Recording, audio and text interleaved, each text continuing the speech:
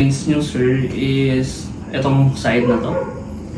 From And dito. this. Tsaka to sir, basta tong part. Etong part na to, masakit na yan. Ano yung lingon nyo na sumasakit siya? Ito sir, yan yun. Pag gumanto ako, may nararamdaman akong ano dito, tension na medyo masakit siya.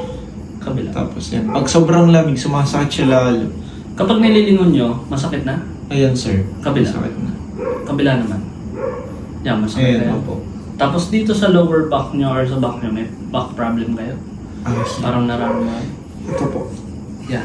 Ayan. Ayun, dati naisasagot ko yun sir, hanggang dito naabot ko yung ulo. Ngayon hindi ko na siya hindi maya. na. Etong kabila.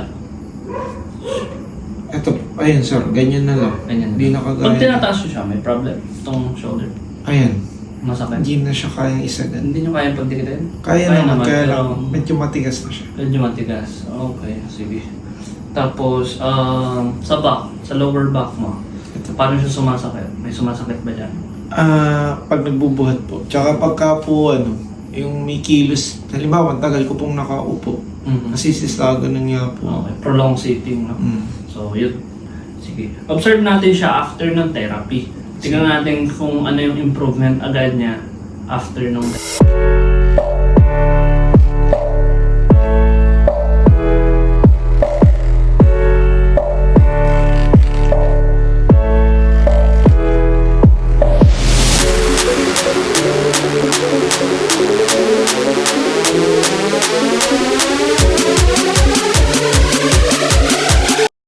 exhale, buga niyo lahat.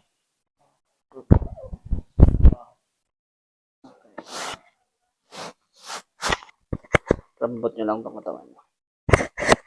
Exhale. Okay, good.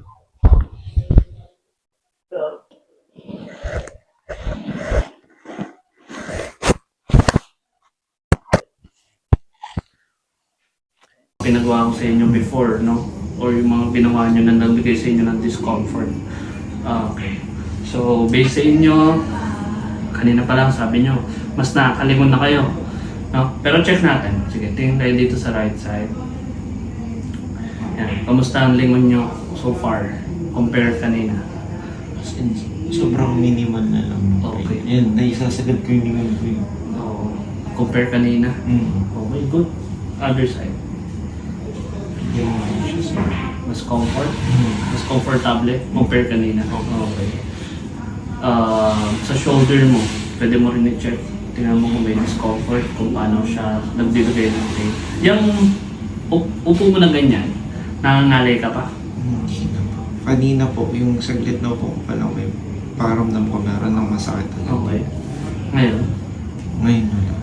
Okay. Kasi wala nung nag-crack yung lower back. Okay. Improvement agad. Mas okay yun. Mabilis mag-react yung katawan nyo. Okay, dito sa shoulder nyo, check nyo lang. Pwede nyo lang para maaabot na. No?